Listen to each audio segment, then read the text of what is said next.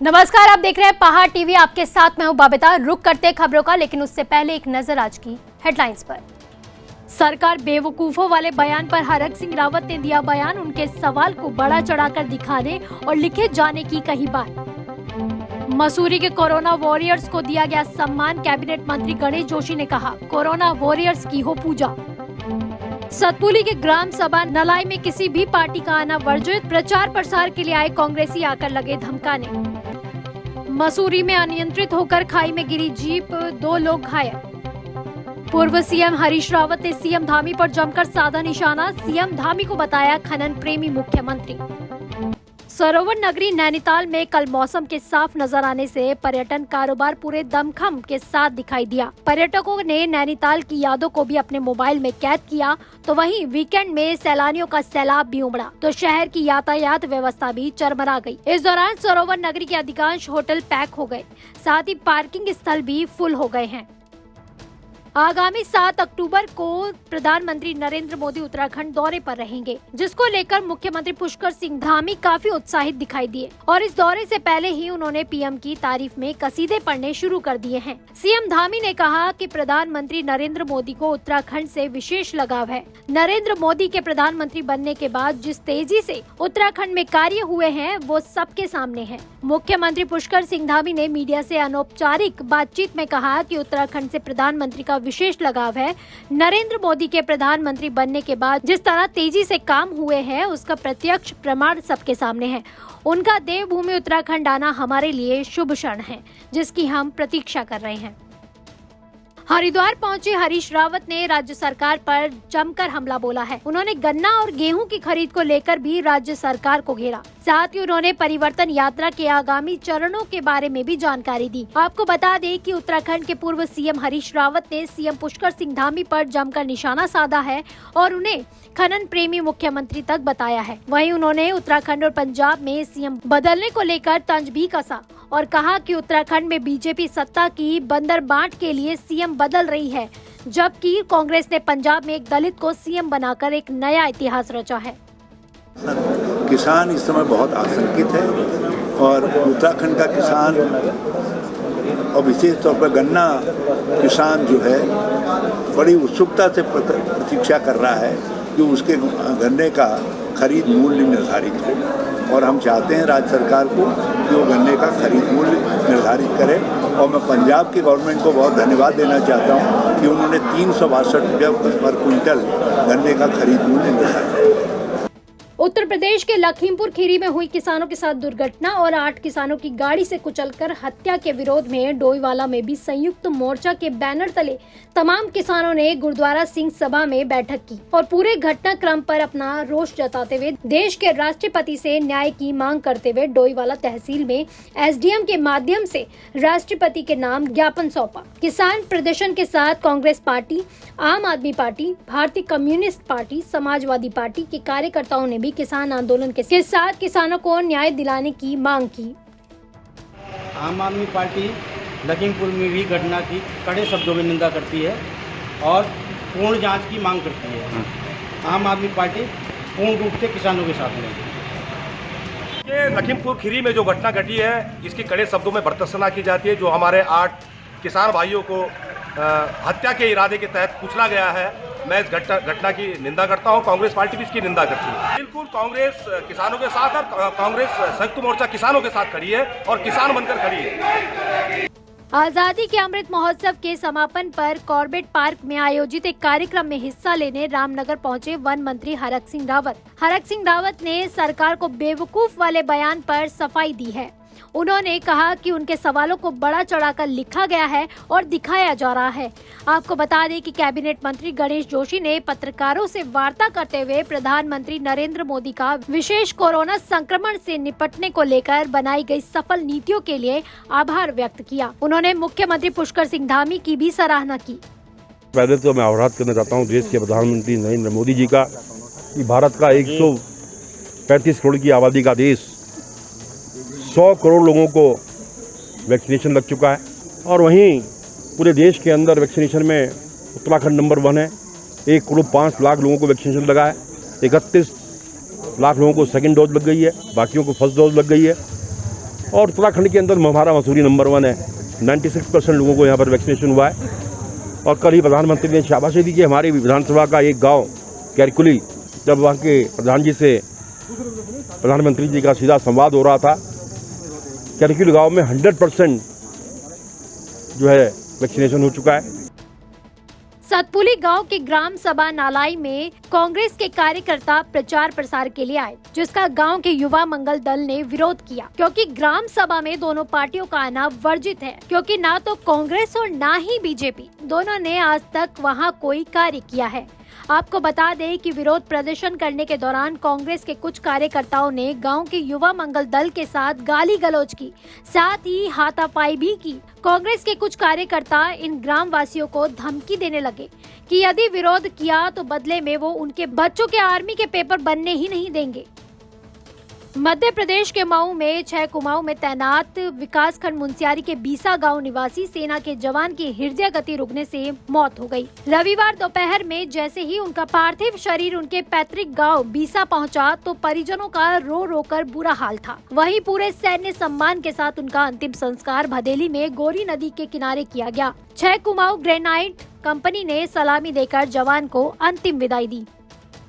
Cavendish industries factory के gate पर श्रमिकों द्वारा दिए जा रहे धरने पर खानपुर विधायक कुंवर प्रणव सिंह चैंपियन पहुंचे। इस दौरान प्रणव चैंपियन ने कहा कि लक्सर के कैवेंडिश इंडस्ट्रीज के श्रमिकों के साथ श्रम मंत्री हरक सिंह रावत ने धोखा किया है। उन्होंने कहा कि यदि ये मामला जल्द ही नहीं सुलझता तो वो मुख्यमंत्री धामी से इन श्रमिकों की देहरादून ले जाकर मुलाकात कराएंगे। Laksar Cavendish industries tyre factory के श्रमिक त्रैमासिक वेतन वृद्धि की मांग को लेकर पिछले कई दिनों से धरने पर बैठे हैं। प्रदेश कांग्रेस कमेटी के आह्वान पर राष्ट्रपिता महात्मा गांधी के विचारों पर 3 दिवसीय जनसंपर्क अभियान के तहत कल तृतीय दिवस को यमुनोत्री विधानसभा के न्याय पंचायत जिव्या धार कोट के ग्रामीणों और कार्यकर्ताओं के साथ कोटधार में प्रदेश अध्यक्ष ओबीसी प्रकोष्ठ संजय डोभाल की उपस्थिति में जनसभा आयोजित की गई। जनसभा में ग्रामीणों से विचार विमर्श किया गया। साथ ही गांव के सम्मानित बुजुर्गों और महिलाओं को शॉल भेंट कर सम्मानित किया गया। इस मौके पर सैकड़ों युवाओं ने कांग्रेस की सदस्यता ली। उत्तराखंड के वन मंत्री ने सरकार बेवकूफ वाले सवाल पर बयान दिया है। उन्होंने कहा है कि मेरे सवाल को बड़ा चढ़ाकर दिखाया और लिखा जा रहा है। वहीं हरक सिंह रावत ने कांग्रेस में जाने पर भी बयान दिया है। आपको बता दें कि उत्तराखंड प्रदेश के वन मंत्री हरक सिंह रावत अमृत महोत्सव के समापन पर कॉर्बेट पार्क में आयोजित एक कार्यक्रम में पहुंचे थे, जहां उन्होंने एक सवाल पूछे जाने पर आपके द्वारा सरकार को बेवकूफ बताया गया है, उस पर सफाई देते हुए वन मंत्री हरक सिंह रावत ने कहा कि ये मैंने कहीं नहीं कहा कि सरकार बेवकूफ है। उन्होंने कहा कि उन्होंने 2005 की घटना का उल्लेख किया था। पौड़ी के रामलीला मैदान में तिवारी मुख्यमंत्री थे तो मैंने उस समय अपने भाषण में कहा था कि शहीद हुए उत्तराखंड के लिए अगर उनकी आत्मा कहीं से देख रही होगी तो उनको दुख हो रहा होगा कि हमने जो इस राज्य के लिए बलिदान दिया वो बलिदान व्यर्थ हो गया है और जिन नालायकों के लिए उत्तराखंड बनाया उस संदर्भ में एक बात कही। उन्होंने कहा किसी ने इसको तोड़ मरोड़ कर दिखाया। वहीं कांग्रेस में जाने के बयान को उन्होंने कहा कि कहीं नहीं चर्चा है। हरीश भाई भी सुन ले, मान ना मेहमान मैं तेरा मेहमान, ना नौमन तेल होगा ना राधा नाचेगी जबरदस्ती की। कहीं नहीं चर्चा है हरीश भाई, मान ना मेहमान तेरे मेहमान और न नौमन तेल होगा ना राधा नाचेगी वाली बात हो गई। जबरदस्ती के साथ वो माफ़ी मांगे हैं तो भाई किसी ने किसी से बात की क्या, बताए ना हरीश भाई, बताएं या कोई बताए कांग्रेस का नेता कि किसी ने किसी से बात हुई हो और अब वो कह रहे होंगे नहीं साहब आप आओ और माफ़ी मांगो। तो ये बेफजूल बातें हैं और इसकी कोई इन अफवाहों के लिए मैं सोचता हूँ कोई जगह भी नहीं होनी चाहिए। लेकिन हमारा दुर्भाग्य हो, फिर मैं अगर कहूँगा तो फिर लोग कहेंगे राव जी ने ऐसा बोल दिया। हमारा दुर्भाग्य हो गया कि हम सोशल मीडिया या इंफॉर्मेशन टेक्नोलॉजी फ़ायदे के बजाय हम उसका नकारात्मक तरीका अपना रहे हैं कि जिसका मन जो है वो लिख दे, जिसका मन जो है वो बोल दे। मतलब बिना सिर पैर की बातें कई बार हम करने लगते हैं और वो उसका मैं सोचता हूँ कि उसका नुकसान प्रदेश को होता है, उसका नुकसान जो लिखता है जो बोलता है उसको भी होता है, दूसरों को भी होता है। अल्मोड़ा जिले के विकासखंड सल्ट में सरकारी सत्ता गल्ला विक्रेताओं ने मानदेय न दिए जाने की मांग को लेकर गल्ला विक्रेता संघ ने प्रदेश की धामी सरकार के खिलाफ जमकर नारेबाजी की। विक्रेताओं ने दाम नहीं काम नहीं के नारे लगाकर सरकार के प्रति विरोध जताया। वहीं सरकारी सस्ता गल्ला विक्रेता अध्यक्ष मोहन सिंह का कहना है कि सरकारी गल्ला की मुख्य मांग मानदेय को लेकर जो वर्षों से चल रही है, सरकार हमारी ही नहीं हमारी बातों की भी अनदेखी कर रही है। हमने कोरोना काल गरीब व्यक्ति को अपनी जान को जोखिम राशन पहुंचाया है। पुलिस अधीक्षक पिथौरागढ़ द्वारा नशे के विरुद्ध जनपद पिथौरागढ़ में चलाए जा रहे अभियान के तहत थाना मुंसियारी क्षेत्र में क्षेत्राधिकारी धारचूला के निर्देशन में अवैध शराब के विरुद्ध कार्रवाई करते हुए कल रात्रि को विकासखंड मुंसियारी के मतकोट शेरा घाट रोड पर इस संदिग्ध व्यक्ति वाहन चेकिंग के दौरान मुखबिर की सूचना पर एल वाहन से थाना मुंसियारी जिला पिथौरागढ़ को 33 पेटी जिसमें 19 पेटी अंग्रेजी शराब और 14 पेटी बियर के साथ गिरफ्तार किया गया। साथ ही अभियुक्त के विरुद्ध थाने पर मुकदमा भी दर्ज किया गया। देहरादून के रायपुर थाना सोड़ा सिरोली में बुलेट और कार की भीषण टक्कर में 2 युवक गंभीर रूप से घायल हो गए, जिसके चलते स्थानीय लोगों की मदद से घायलों को अस्पताल भर्ती कराया गया, जिसके बाद प्राथमिक उपचार के बाद उन्हें हायर सेंटर के लिए रेफर भी किया गया। जब इन लोगों को रायपुर स्वास्थ्य केंद्र लाया गया तो तैनात डॉक्टर स्वयं शराब पिए हुए थे, जिसके बाद हमारे संवाददाता से उनकी कहासुनी हो गई। जब राजधानी के स्वास्थ्य केंद्रों का ये हाल है तो आप स्वयं अंदाजा लगा सकते हैं कि दूर दराज में क्या स्थिति होगी। कॉर्बेट टाइगर रिजर्व के द्वारा अमृत महोत्सव का कार्यक्रम रखा गया और इसी के साथ अमृत महोत्सव का कॉर्बेट टाइगर रिजर्व में समापन भी हो गया। वहीं अमृत महोत्सव में पहुंचे मुख्य अतिथि अश्विनी कुमार चौबे, राज्य मंत्री पर्यावरण, वन और जलवायु परिवर्तन, भारत सरकार मुख्य अतिथि थे। अश्विनी कुमार चौबे ने कॉर्बेट पार्क की तारीफ करने के साथ ही कहा कि वन विभाग में ड्यूटी में शहीद हुए लोगों के परिवार को राष्ट्रपति पदक दिलाया जाएगा। उत्तरकाशी जनपद के डुंडा तहसील के अंतर्गत देवीधार रनाड़ी मोटर मार्ग पर हिटाणु के पास एक वैगनार कार अनियंत्रित होकर भागीरथी में जा गिरी। डुंडा पुलिस चौकी इंचार्ज संजय शर्मा ने बताया कि कार में 2 शिक्षक सवार थे। हादसे के बाद से ही कार और दोनों शिक्षक लापता हैं। वहीं घटना की जानकारी मिलते ही एनडीआरएफ और एसडीआरएफ पुलिस ने और राजस्व की टीम ने रेस्क्यू और राहत बचाव कार्य शुरू कर दिया है। मसूरी में धूमनगंज कंपनी गार्डन के पास एक जीप अनियंत्रित होकर गहरी खाई में जा गिरी, जिसमें सवार एक युवक और युवती गंभीर रूप से घायल हो गए। घटना की सूचना मिलते ही मसूरी पुलिस और स्थानीय लोग मौके पर पहुंच गए और स्थानीय लोगों की मदद से खाई में गिरे दोनों युवकों और युवती को बड़ी मशक्कत से निकाला गया। अंधेरा होने के कारण रेस्क्यू ऑपरेशन में काफी दिक्कतें सामने आई। वहीं दोनों लोगों को गंभीर हालत में मसूरी के लंढौर कम्युनिटी अस्पताल ले जाया गया, जहां पर डॉक्टरों द्वारा उपचार करने के बाद दोनों की गंभीर हालत को देखते हुए देहरादून रेफर कर दिया गया।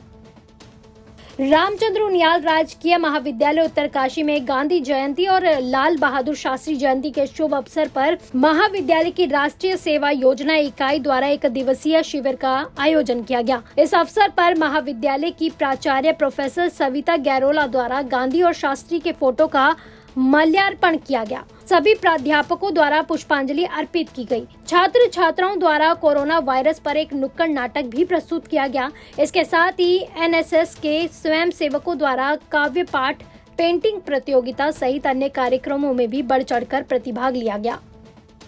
अल्मोड़ा में कभी जंगलों में रहने वाले गुलदार अब रिहायशी इलाकों में बेखौफ घूम रहे हैं, जिससे लोगों में दहशत का माहौल है। अल्मोड़ा के पर्यटक स्थल कसार देवी में गुलदार यहां की मुख्य बाजार में नजर आ रहे हैं। जनपद उत्तरकाशी के चिन्याली सौड़ मंडल के ज्येष्ठवाड़ी शक्ति केंद्र की बैठक भारतीय जनता पार्टी के मंडल अध्यक्ष विजय बडोनी और यमुनोत्री विधानसभा के विस्तारक प्रमोद रमोला की अध्यक्षता में संपन्न हुई, जिसमें बैठक में बूथ अध्यक्षों और कार्यकर्ताओं को बूथ पर होने वाले करणीय कार्य के बारे में विस्तार पूर्वक बताया गया और बूथ जीतो चुनाव जीतो के मूल मंत्र के साथ मिशन 2022 को फतेह करने का संकल्प भी लिया गया। स्वच्छ पहाड़ अभियान के 16 सप्ताह को सफलतापूर्वक पूर्ण किया गया, जिसमें अपना विशेष सहयोग देने के लिए श्रीनगर नगर पालिका के वार्ड नंबर 4 के सभासद अनूप बहुगुणा मौजूद रहे। उन्होंने शहर में होने वाले सांस्कृतिक और धार्मिक कार्यक्रमों में सदैव अपनी मुख्य भूमिका में नजर आते हैं। लखीमपुर खीरी में हुई घटना को लेकर उत्तराखंड में किसानों में उबाल है। आज किसान जगह जगह पूरे प्रदेश में केंद्र सरकार के खिलाफ हल्ला बोल रहे हैं। आपको बता दें कि मंगलौर में भारतीय किसान यूनियन के नेतृत्व में किसानों ने केंद्र और उत्तर प्रदेश सरकार का पुतला दहन किया, साथ ही जमकर नारेबाजी भी की। जन संघर्ष मोर्चा अध्यक्ष और GMVN के पूर्व उपाध्यक्ष रघुनाथ सिंह नेगी ने पत्रकारों से वार्ता करते हुए कहा कि सरकार चाहे किसी की भी हो, हमेशा बजट का रोना रोकर कर्मचारी हितों पर कुठाराघात किया जाता है, जबकि इसके विपरीत विधायकों के लिए रातों रात पेंशन, वेतन, भत्तों में वृद्धि कर दी जाती है। साथ ही विधायक निधि की राशि भी बढ़ा दी जाती है। नेगी ने कहा कि सरकारों द्वारा कभी भी गंभीरता से राजस्व बढ़ाने की दिशा में कार्य नहीं किया गया, जिस कारण से ये सारी विसंगतियां पैदा हुई। प्रदेश भर में इन नेताओं का अनुसरण कर रही कर्मचारी अपनी पेंशन और वेतन भत्तों में बढ़ोतरी की मांग कर रहे हैं, जो कि एक तरह से जायज है। दरअसल प्रदेश में वेतन विसंगति जो कर्मचारियों के मामले में, चाहे ACP का लाभ हो, चाहे पदोन्नत वेतनमान, तमाम तरह से कर्मचारियों की जो समस्या है, उसमें अमूमन सारी सरकारें, जो भी सरकारें आती वो ये बजट का बहाना बना करके, बजट का रोना रो करके कहीं न कहीं कर्मचारियों को उत्पीड़न करती है और उसकी वजह से कर्मचारियों को आंदोलित होना पड़ता है। और जब कर्मचारी आंदोलित होते हैं तो निश्चित तौर पर प्रदेश का विकास और आम जन को पीड़ा बहुत उठानी पड़ती है। हमारा कहना है कि प्रदेश में ये तमाम जो हमारे विधायक हैं, उनकी विधायी निधियाँ हैं और उनको मिलने वाले तमाम वेतन भत्ते, उनको जो सुविधाएं मिल रही, क्या कोई बताएगा कि वो क्या सरकारी कर्मचारी? भाई कोई सरकारी कर्मचारी हो तो उसको वेतन की बात तो लगती है कि उनको पेंशन मिल रही है।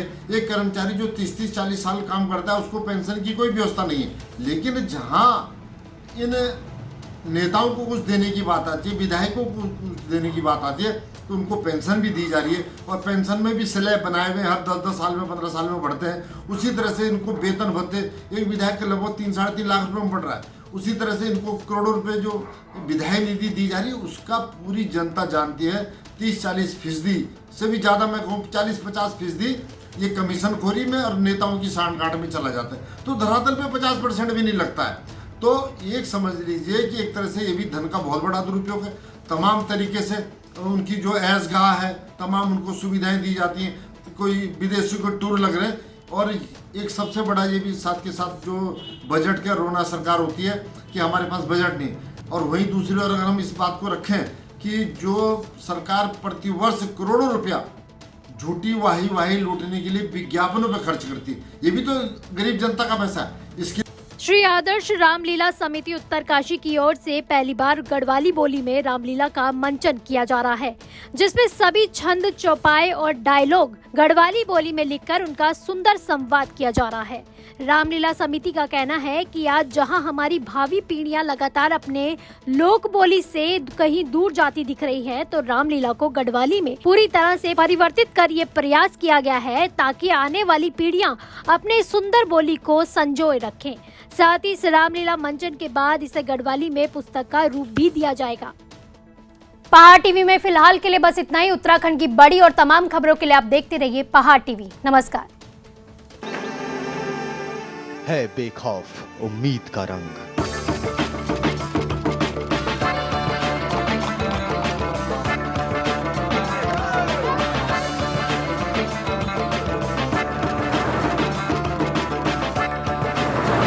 है आस्था भी।